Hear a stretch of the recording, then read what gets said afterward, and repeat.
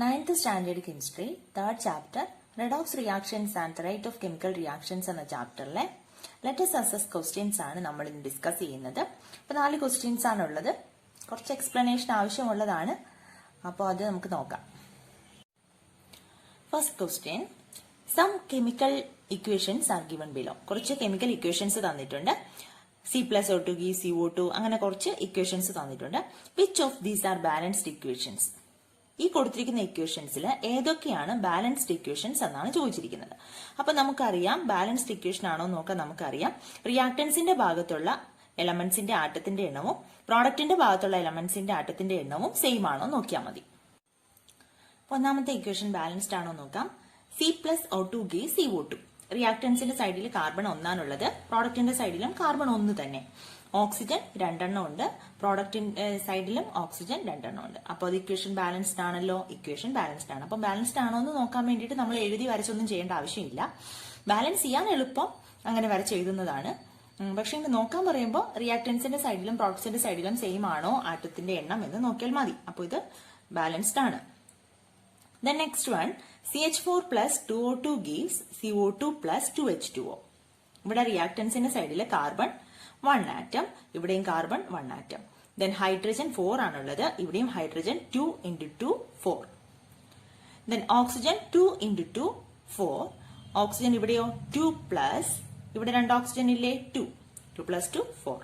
അപ്പോൾ ഇതും രണ്ടിടത്തും സെയിം അല്ലേ. ഇക്വേഷൻ ബാലൻസ്ഡ് ആണ്. Then N2 plus O2 gives NO. ഇവിടെ 2 നൈട്രജൻ ഉണ്ട്, പ്രോഡക്റ്റിന്റെ ഭാഗത്ത് 1 നൈട്രജനേ ഉള്ളൂ. അപ്പോഴേ ഇക്വേഷൻ ബാലൻസ്ഡ് അല്ല നമുക്ക് മനസ്സിലാക്കും. എന്നാലും ഓക്സിജന്റെ കൂടെ നോക്കാം.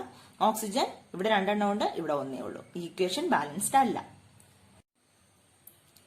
Next one, CaCO3 gives CaO plus CO2. ഇവിടെ കാൽസ്യം ഒന്നാണുള്ളത്, ഇവിടെയും ഒന്നാണുള്ളത്. കാർബൺ ഇവിടെ ഒന്നാണ്, ഇവിടെയും ഒന്നാണ്. ദെൻ ഓക്സിജൻ ഇവിടെ 3 ഉണ്ട്, പ്രോഡക്റ്റിന്റെ സൈഡിലും ഈ ഓരോ ഓക്സിജൻ പ്ലസ് 2 ഓക്സിജൻ 3 ഓക്സിജൻ ആണുള്ളത്. അപ്പോൾ ഇതും ഇക്വേഷൻ ബാലൻസ്ഡ് ആണ്. Then H2 plus I2 gives HI. ഇവിടെ ഹൈഡ്രജൻ 2 ഉണ്ട്, ഇവിടെ ഹൈഡ്രജൻ 1 ഉള്ളൂ. അപ്പോഴേ നമുക്കറിയാം ഇക്വേഷൻ ബാലൻസ്ഡ് അല്ല. ദെൻ I2 ഇവിടെ 2 ഉണ്ട്, ഇവിടെ 1 ഉള്ളൂ. അപ്പോൾ ആ ഇക്വേഷൻ ബാലൻസ്ഡ് അല്ല. Then Fe plus HCl gives FeCl2 plus H2. ഇവിടെ അയൺ Fe ഒന്നാണുള്ളത്, ഇവിടെയും 1 തന്നെയാണ്. ഹൈഡ്രജൻ ഇവിടെ 1 ഉള്ളൂ, ഇവിടെ 2 ഉണ്ട്. അപ്പോഴേ ഇക്വേഷൻ ബാലൻസ്ഡ് അല്ല. Cl ഇവിടെ 1 Cl2 ഇവിടെ 2 ഉണ്ട്. അപ്പൊ ആ ഇക്വേഷൻ ബാലൻസ്ഡ് അല്ല. Then carbon dioxide plus CO2 plus C gives CO. Carbon ഇവിടെ 1 2 കാർബൺ ഉണ്ട്, ഇവിടെ 1 ഉള്ളൂ. ഇവിടെ 2 ഓക്സിജൻ ഉണ്ട്, ഇവിടെ 1 ഓക്സിജൻ ഉള്ളൂ. അപ്പൊ ഇത് ബാലൻസ്ഡ് അല്ല. അപ്പോൾ ഒന്നാമത്തേല് ഏതൊക്കെയാണ് ബാലൻസ്ഡ് ഇക്വേഷൻസ് എന്ന് ചോദിച്ചിട്ടുണ്ട്. അപ്പൊ നമ്മൾ ഈ ടിക്ക് ചെയ്ത ഈ ഇക്വേഷൻസ് ആണ് ബാലൻസ്ഡ് ആയിട്ടുള്ള ഇക്വേഷൻ. ദെൻ സെക്കൻഡ് ക്വസ്റ്റ്യൻ എന്ന് പറയുന്നത് ബാലൻസ്ഡ് അൺബാലൻസ്ഡ് ഇക്വേഷൻ. അൺബാലൻസ്ഡ് ആയിട്ടുള്ള ഇക്വേഷൻ 1 2 3 4 4 അൺബാലൻസ്ഡ് ഇക്വേഷൻ ആണ്. അതിനെ ബാലൻസ് ചെയ്യണം. അപ്പോൾ ഒരെണ്ണം ഞാൻ എങ്ങനെയാണ് ബാലൻസ് ചെയ്യുന്നത് നമ്മൾ പഠിച്ചതാണ്. ബാലൻസ്ഡ് ഇക്വേഷൻ എന്നുള്ള ക്ലാസ്സിൽ നമ്മൾ വിശദമായിട്ട് പഠിച്ചതാണ്. എന്നാലും ഒരെണ്ണം ഞാൻ എങ്ങനെയാണെന്ന് ആൻസർ എഴുതുന്നതെന്ന് കാണിച്ചു തരാം. ബാക്കി 3 നിങ്ങൾ ചെയ്ത് നോക്കുക. ഞാൻ ആൻസർ ഇടുന്നുണ്ട്, നിങ്ങൾ ചെയ്ത് നോക്കിയിട്ട് ആൻസറുമായിട്ട് ചെക്ക് ചെയ്ത് നോക്കാം. നമുക്ക് ഇതാണ് നമ്മുടെ ആദ്യത്തെ ഇക്വേഷൻ, അൺബാലൻസ്ഡ് ആയിട്ടുള്ള ഇക്വേഷൻ. ഇത് നമുക്ക് ബാലൻസ് ചെയ്യണം.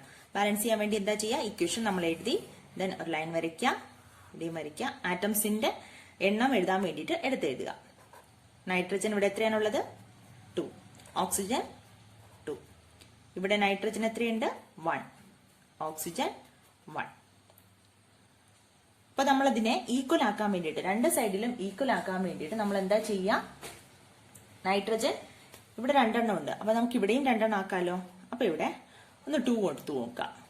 2 ഈ 2 തന്നെ നമ്മൾ എവിടെ കൊടുക്കണം, ഈ സൈഡിലെ നൈട്രജന്റെ ലെഫ്റ്റ് സൈഡിൽ കൊടുക്കുക, പ്രോഡക്റ്റിന്റെ സൈഡിലെ. ഈ നൈട്രജന് ഈ 2 എന്ന് പറയുന്ന നൈട്രജന് മാത്രമല്ല ഓക്സിജനും ബാധകമാണ്. അപ്പോൾ ഓക്സിജന്റെ ഭാഗത്ത് ഇവിടെ 2 ആയി.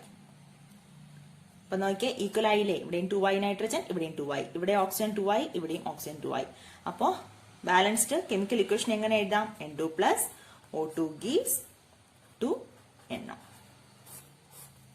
ഇതുപോലെ നിങ്ങൾക്ക് ബാക്കിയുള്ള ഇക്വേഷൻ എഴുതി നോക്കാമല്ലോ. Which among these are redox reactions? ഇനി ഈ കൊടുത്തിരിക്കുന്ന ഇക്വേഷൻസിൽ ഏതൊക്കെയാണ് റിഡോക്സ് റിയാക്ഷൻസ് എന്നാണ് ചോദിച്ചിരിക്കുന്നത്. റിഡോക്സ് റിയാക്ഷൻസ് ഇതിൽ ഏതൊക്കെയാണ്? റിഡോക്സ് റിയാക്ഷൻസ് എന്ന് പറഞ്ഞാൽ ഒരു കെമിക്കൽ ഇക്വേഷനിൽ ഓക്സിഡേഷനും റിഡക്ഷനും സൈമൾട്ടേനിയസ് ആയിട്ട് നടക്കുന്ന കെമിക്കൽ ഇക്വേഷനെയാണ് നമ്മൾ റിഡോക്സ് റിയാക്ഷൻ എന്ന് പറയുന്നത്. നമ്മൾ പഠിച്ചു കഴിഞ്ഞതാണ്. അപ്പോൾ ഈ രണ്ട് പ്രോസസ്സും ഏതൊക്കെ ഇക്വേഷനിലാണ് നടക്കുന്നത് നമ്മൾ കണ്ടുപിടിക്കാം. അപ്പൊ ഇതിൽ ഓരോ ഇക്വേഷനായിട്ട് എഴുതി ഓക്സിഡേഷനും റിഡക്ഷനും, ഓക്സിഡേഷൻ നമ്പർ മുകളിൽ എഴുതിയിട്ട് ഓക്സിഡേഷൻ എങ്ങനെയാണ് റിഡക്ഷൻ എങ്ങനെയാണ് എന്ന് നോക്കി കണ്ടുപിടിക്കാം. അപ്പോൾ ഒരെണ്ണം ഞാൻ കാണിച്ചു തരും, ബാക്കി ഇക്വേഷൻസ് നിങ്ങൾ ചെയ്ത് നോക്കുക. അതിന്റെ ആൻസർ ഞാൻ ഇടുന്നുണ്ട്, ആൻസറുമായിട്ട് ചെക്ക് ചെയ്ത് നോക്കുക. നോക്കിയ first equation C+O2 gives CO2. ഇത് റിഡോക്സ് റിയാക്ഷൻ ആണോ നമുക്ക് ചെക്ക് ചെയ്യണം. അപ്പൊ ആദ്യം നമ്മൾ ഓക്സിഡേഷൻ നമ്പർ എഴുതുക. കാർബണിന്റെ ഓക്സിഡേഷൻ നമ്പർ എത്രയാ? 0 അല്ലേ? അൺകമ്പൈൻഡ് ആയിട്ട് നിൽക്കുമ്പോൾ അൺകമ്പൈൻഡ് സ്റ്റേറ്റില്, ഫ്രീ എലമെന്റ് സ്റ്റേറ്റില് ഒരു എലമെന്റിന്റെ ഓക്സിഡേഷൻ നമ്പർ എന്ന് പറയുന്നത് 0 ആയിരിക്കും. നമ്മളത് പഠിച്ചതാണ്. ഓക്സിജന്റെതോ അത് 0. ദെൻ കാർബണിന്റെതോ, കാർബണിന്റെ നമുക്ക് അറിയത്തില്ല. ഓക്സിജന്റെ നമുക്ക് അറിയാമല്ലോ. ഓക്സിജന്റെ എത്രയായിരുന്നു? -2 അല്ലേ? ഓർക്കുന്നുണ്ടോ? -2. അപ്പൊ നമ്മൾ കാർബണിന്റെ കണ്ടുപിടിക്കാൻ എന്താ ചെയ്തത്? കാർബണിന് അൺനോൺ ആയിട്ടുള്ളതിന് എക്സ് എന്ന് എഴുതിയിട്ട് ഈ കാർബണിന്റെ ഓക്സിഡേഷൻ സ്റ്റേറ്റ് നമുക്ക് കണ്ടുപിടിക്കാം. അപ്പൊ ഇവിടെ എക്സ് ആണെങ്കിൽ നമുക്ക് എങ്ങനെ ചെയ്യാൻ പറ്റും? ഈ എക്സും ഈ നമ്പറും കൂടെ കൂട്ടി കിട്ടുന്നത് എന്തായിരിക്കണം? 0 ആയിരിക്കണം. ടോട്ടൽ സം എടുക്കുമ്പോൾ 0 ആയിരിക്കണം. അപ്പൊ കാർബണിന്റെത് എക്സ്, എക്സ് പ്ലസ് എത്ര ഓക്സിജൻ ഉണ്ട്? 2. 2 ഇൻറ്റു -2 ഈക്വൽ ടു എത്രയാ? 0. ഒരു കോമ്പൗണ്ടിന്റെ ടോട്ടൽ ഓക്സിഡേഷൻ നമ്പർ എന്ന് പറയുന്നത് 0 ആയിരിക്കണം. അപ്പോൾ എക്സ് -4, 2 ഇൻറ്റു -2 എന്ന് പറഞ്ഞാൽ -4 equal to 0. X equal to -4 അപ്പുറത്ത് പോകുമ്പോഴോ +4. അപ്പോൾ ഓക്സിഡേഷൻ സ്റ്റേറ്റ് എത്രയെന്ന് കിട്ടി? +4. ഇനി ഇവിടെ ഓക്സിഡേഷൻ റിഡക്ഷൻ കണ്ടുപിടിക്കുന്നത് എങ്ങനെയാണ് നമ്മൾ പഠിച്ചു. ഓക്സിഡേഷൻ നമ്പർ ഇൻക്രീസ് ചെയ്യുന്ന പ്രോസസ്സാണ് ഓക്സിഡേഷൻ. ഇവിടെ കാർബൺ 0യിൽ നിന്ന് +4ലേക്ക് ഇൻക്രീസ് ചെയ്തു. ഓക്സിഡേഷൻ നമ്പർ 0യിൽ നിന്ന് +4ലേക്ക് ഇൻക്രീസ് ചെയ്തു. അപ്പൊ ഇവിടെ നടക്കുന്ന പ്രോസസ് എന്ന് പറയുന്നത് ഓക്സിഡേഷൻ. ദെൻ ഇവിടെ ഓക്സിജന്റെ ഓക്സിഡേഷൻ നമ്പർ 0യിൽ നിന്ന് -2ലേക്ക് റെഡ്യൂസ് ചെയ്തു. ഇവിടെ നടക്കുന്ന പ്രോസസ് റിഡക്ഷൻ. ഇപ്പോൾ ഓക്സിഡേഷനും റിഡക്ഷനും സെയിം ഇക്വേഷനിൽ സൈമൾട്ടേനിയസ് ആയിട്ട് നടന്നില്ലേ? അപ്പോൾ ഇതിന് നമുക്ക് റിഡോക്സ് റിയാക്ഷൻ എന്ന് പറയാലോ. അപ്പോൾ ഇത് ഒരു റിഡോക്സ് റിയാക്ഷൻ ആണ്. അപ്പൊ ഇതുപോലെ എഴുതി ഓക്സിഡേഷൻ നമ്പർ എഴുതി ഇൻക്രീസ് ചെയ്യുവാണെങ്കിൽ ഓക്സിഡേഷൻ, ഡിക്രീസ് ചെയ്യുകയാണെങ്കിൽ റിഡക്ഷൻ. ഇനി ഇത് രണ്ടും ഇല്ലെങ്കിലോ ഏതെങ്കിലും ഒന്ന് മാത്രമേ നടക്കുന്നുള്ളൂ എങ്കിലോ അത് റിഡോക്സ് റിയാക്ഷൻ അല്ല. അപ്പൊ അതൊന്ന് ചെയ്ത് നോക്കുക. ഞാൻ ആൻസറും ചെയ്യുന്നുണ്ട്. അപ്പൊ അതൊന്ന് ചെക്ക് ചെയ്ത് നോക്കാം. എന്നിട്ട്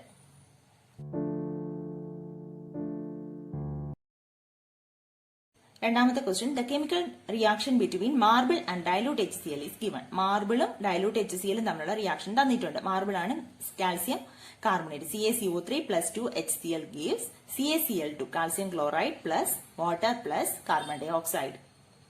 which gas is formed here? ഇവിടെ ഏത് ഗ്യാസ് ആണ് ഫോം ചെയ്യുന്നത്? ക്വസ്റ്റനിൽ തന്നെ തന്നിട്ടുണ്ട് കാർബൺ ഡൈ ഓക്സൈഡ്. അല്ലാതെ നമ്മൾ നേരത്തെ പഠിച്ചിട്ടുണ്ട് കാൽസ്യം കാർബണേറ്റും ഹൈഡ്രോക്ലോറിക് ആസിഡുമായിട്ട് റിയാക്ട് ചെയ്യുമ്പോൾ കിട്ടുന്ന ഗ്യാസ് കാർബൺ ഡൈ ഓക്സൈഡ്.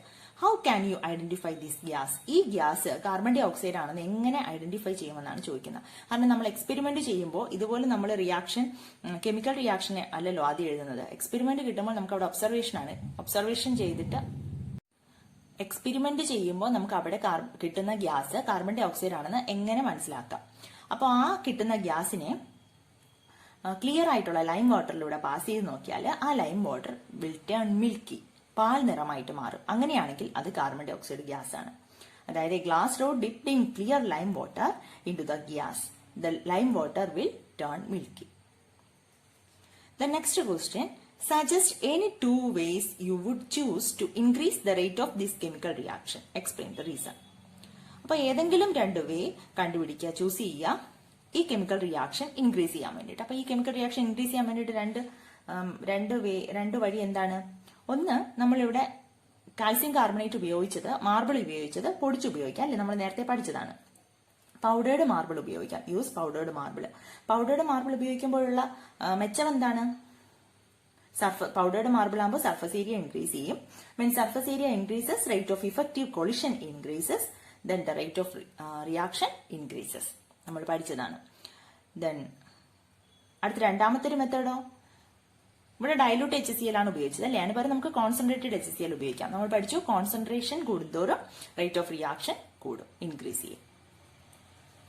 അതായത് concentration increases, rate of reaction increases. Then third question, sulfur pieces do not react with cold concentrated nitric acid but sulfur powder reacts. അപ്പോൾ സൾഫർ പീസ് റിയാക്ട് ചെയ്യുന്നതിനേക്കാളും sulphur powder react ചെയ്യുമ്പോഴാണ് reaction fast ആയിട്ട് നടക്കുന്നത്. Sulphur powder ആണ് react ചെയ്യുന്നത് sulphur piece ഇടുന്നതിനേക്കാളും. Explain the reason why the rate of chemical reaction is increased here. അപ്പോൾ ഇതിന്റെ റീസൺ എന്താണെന്നാണ് ചോദിച്ചിരിക്കുന്നത്. റേറ്റ് ഓഫ് റിയാക്ഷൻ ഇൻക്രീസ് ചെയ്യുന്നതിന്റെ റീസൺ നമ്മൾ തൊട്ട് മുന്നേ പറഞ്ഞത് തന്നെയാണ്. കാരണം പൗഡേർഡ് ആയിട്ടുള്ള സബ്സ്റ്റൻസ് ഉപയോഗിക്കുമ്പോൾ, പീസ് ഇടുന്നതിനേക്കാളും പൗഡേർഡ് ആയിട്ടുള്ള സബ്സ്റ്റൻസ് ഉപയോഗിക്കുമ്പോൾ സർഫസ് ഏരിയ ഇൻക്രീസ് ചെയ്യും. അവിടെ സർഫസ് ഏരിയ കൂടുതലാണ്. അപ്പോൾ when surface area increases, rate of effective collision, അവ തമ്മിലുള്ള പാർട്ടിക്കിൾസ് തമ്മിലുള്ള കൊളിഷൻ കൂടും. So the rate of reaction increases. Suppose you want to increase the rate of reaction again. Which way you would choose? Give reason. അപ്പോൾ ഇനിയും നമുക്ക് reaction rate increase ചെയ്യണമെങ്കിൽ എന്താ ചെയ്യാന്ന്. അപ്പൊ നമുക്ക് വേണമെങ്കിൽ വീണ്ടും ഫൈനലി പൗഡേർഡ് ആക്കാം. അതിനെ പൗഡേർഡ് ആക്കുമ്പോൾ എത്രത്തോളം അത് പൗഡർ ആക്കാൻ പറ്റുമോ അത്രത്തോളം പൗഡർ ആക്കുമ്പോൾ അതിന്റെ സർഫേസ് ഏരിയ ഇൻക്രീസ് ചെയ്യുകയും ഇഫക്റ്റീവ് കൊളിഷൻ ഇൻക്രീസ് ചെയ്യുകയും റിയാക്ഷൻ റേറ്റ് കൂടുകയും ചെയ്യും. അല്ലാന്നുണ്ടെങ്കിൽ പിന്നെ നമുക്ക് ആ മിക്സ്ചറിനെ ഹീറ്റ് ചെയ്യാം. ഹീറ്റ് ചെയ്യുമ്പോൾ എന്ന് പറഞ്ഞാൽ ടെമ്പറേച്ചർ കൂടും. ടെമ്പറേച്ചർ കൂടുമ്പോൾ മോളിക്യൂൾസിന് ത്രെഷോൾഡ് എനർജി കൂടുതലായിരിക്കും കിട്ടുന്നത്. അങ്ങനെ വരുമ്പോൾ rate of effective collision increase ചെയ്യും. Then rate of reaction increases. അപ്പോൾ ടെമ്പറേച്ചർ ഇൻക്രീസ് ചെയ്യുമ്പോൾ more molecules will get threshold energy. So rate of effective collision increases and then rate of reaction increases. അതാണ് അവിടെ നടക്കുന്ന reason. The next question, small amounts of phosphoric acid is usually added to hydrogen peroxide to prevent its decomposition. What is the function of phosphoric acid here? അപ്പോൾ നമ്മൾ പഠിച്ചതാണ് phosphoric acid ഉപയോഗിക്കുന്നത് hydrogen പെറോക്സൈഡിന്റെ decomposition prevent ചെയ്യാൻ വേണ്ടിയിട്ടാണ് നമ്മൾ phosphoric acid ഉപയോഗിക്കുന്നതെന്ന് നമ്മൾ പഠിച്ചു. അപ്പോൾ ഇവിടെ ഫോസ്ഫോറിക് ആസിഡ് ചെയ്യുന്ന ഫംഗ്ഷൻ എന്ന് പറയുന്നത് slow down the rate of decomposition of hydrogen peroxide. ഇവിടെ slow down the decomposition of hydrogen peroxide. Hydrogen പെറോക്സൈഡിന്റെ ഡീകമ്പോസിഷൻ കുറയ്ക്കും. By which name are these type of substances are known. ഇതുപോലുള്ള substance അറിയപ്പെടുന്നത് എന്താണ്? നമ്മൾ പഠിച്ചു കാറ്റലിസ്റ്റ് ആണിത് അല്ലെ. കാറ്റലിസ്റ്റ് എന്ന് പറഞ്ഞാൽ കെമിക്കൽ റിയാക്ഷന്റെ റേറ്റ് കൂട്ടാനും കുറയ്ക്കാനും ഉപയോഗിക്കുന്ന സബ്സ്റ്റൻസിനെയാണ് നമ്മൾ കാറ്റലിസ്റ്റ് എന്ന് പറയുക. അപ്പൊ ഇവിടെ റിയാക്ഷന്റെ റേറ്റ് കുറയ്ക്കാൻ വേണ്ടിയിട്ടാണ് ഫോസ്ഫോറിക് ആസിഡ് ഉപയോഗിച്ചത്. കുറയ്ക്കാൻ വേണ്ടിയിട്ട് ഉപയോഗിക്കുന്ന സബ്സ്റ്റൻസിന് നമ്മൾ എന്ത് പറയും? Negative catalyst.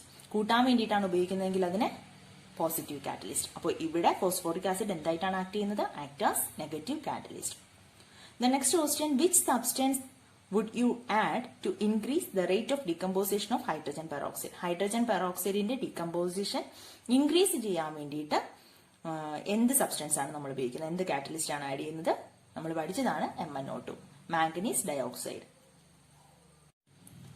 അപ്പോൾ ഇത്രയുമാണ് ലെറ്റസ് എസ് ക്വസ്റ്റ്യൻസിൽ നിങ്ങൾക്ക് ചെയ്യാനുള്ളത്. ഒന്ന് സ്വന്തമായിട്ട് വർക്ക്ഔട്ട് ചെയ്ത് നോക്കാം. അപ്പോൾ ഇത് ക്ലിയർ ആയി മനസ്സിലായെന്ന് വിചാരിക്കുന്നു. നെക്സ്റ്റ് നമുക്ക് പഠിക്കാനുള്ളത് നെക്സ്റ്റ് ചാപ്റ്റർ ആണ് പീരിയോഡിക് ടേബിൾ. അപ്പോൾ നെക്സ്റ്റ് ക്ലാസ്സിൽ കാണാം. Thank you.